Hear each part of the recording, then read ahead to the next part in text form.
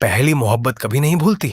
फरयाल गौहर की वो मोहब्बत जिसका अंजाम जुदाई नहीं, कुर्बानी था। कुछ मोहब्बतें जिंदगी में सिर्फ एक बार होती हैं, मगर उनकी याद पूरी जिंदगी साथ चलती है। और कुछ मोहब्बतें ऐसी होती हैं जिन्हें मौत भी खत्म नहीं कर पाती। पाकिस्तानी शोबिज की दुनिया में बहुत सी हसीन अदाकार आए हुए आए, बहुत से चेहरे वक्त के साथ लोगों की यादों से महव हो गए। लेकिन कुछ शख्सियात ऐसी होती हैं जिनकी शख्सियत, अंदाज और खूबसूरती वक्त गुजरने के बावजूद लोगों के दिलों में जिंदा रहती है। ऐसी ही एक मुनफरिद और बावकार शख्सियत है फरयाल गौहर, अपने दौर की खूबसूरत और बासलाहियत अदाकारा, जिन्होंने न सिर्फ अपनी अदाकारी बल्कि अपने मुनफरिद स्टाइल और शख्सियत से भी शोबिज में एक अलग मुकाम बनाया।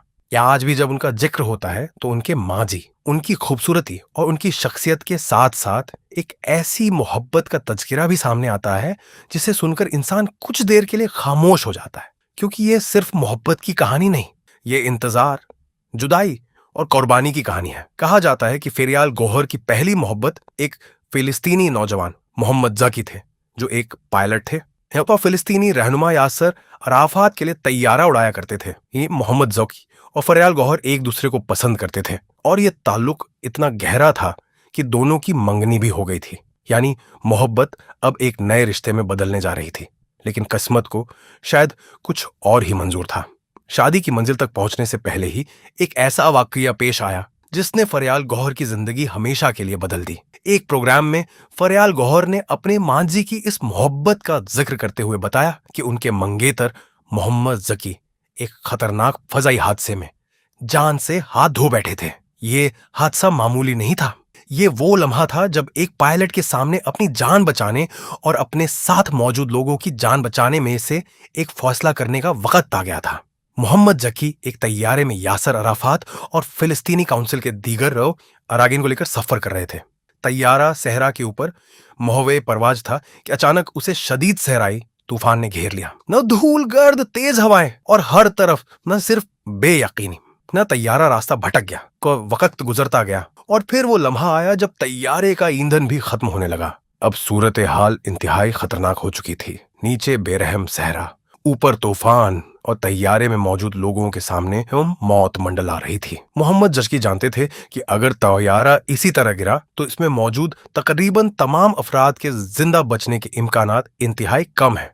और फिर उन्होंने एक ऐसा फैसला किया जो एक पायलट से बढ़कर एक इंसान की अजीम कुर्बानी बन गया। उन्होंने फैसला किया कि अपनी जान की कीमत पर अपने लीडर और साथियों को बचाया जाएगा। रिवायत के मुताबिक मोहम्मद जकी ने यासर अराफात को कंबलों में लपेटा और तैयारे के पिछले हिस्से में मौजूद बाथरूम में महफूज कर दिया। दीगर अफराद को भी जरूरी हिदायत दी और फिर उन्होंने तैयारे को एक इंतहाई खतरनाक अंदाज में जमीन की तरफ मोड़ दिया। मोहम्मद जकी ने कोशिश की कि तैयारे का अगला हिस्सा यानी कॉकपिट जमीन में धंस जाए और तैयारे का पिछला हिस्सा निस्बतन नरम अंदाज में जमीन पर गिरे। चंद लम्हों बाद तैयारा सहरा से जा टकराया। एक जोरदार धमाका हुआ। तैयारा दो हिस्सों में तकसीम हो गया। लेकिन मोहम्मद जकी की हिकमत अमली काम कर गई। जिस हिस्से में यासर अराफात मौजूद थे वो निस्बतन कम शिद्दत से जमीन पर गिरा और उन्हें जिंदा निकाल लिया गया। तैयारे में मौजूद अब्बाज पैनमोशदनोम फरो दूसरे अफराद जख्मी हुए, मगर कॉकपिट में मौजूद मोहम्मद जकी और उनके मुआविन पायलट शदीद जख्मी हो चुके थे। रेस्क्यू अहलकारों ने काफी जद्दोजहद के बाद उन्हें मलबे से निकाला। मोहम्मद जकी की हालत इंतहाई नाजुक थी, लेकिन शायद उस वक्त भी उनके जहन में सिर्फ एक ही चेहरा था, फरयाल गौहर का। और फिर इस दास्तान का सबसे ज्यादा जज्बाती लम्हा आता है। मोहम्मद जकी ने वहां मौजूद एक पाकिस्तानी शख्स को अपने पास बुलाया और उसे एक लॉकेट दिया। वो कोई आम लॉकेट नहीं था। ये फिलिस्तीन के नक्शे की शक्ल का वो लॉकेट था जो फरयाल गौहर ने अपने महबूब मंगेतर को मोहब्बत की निशानी के तौर पर दिया था।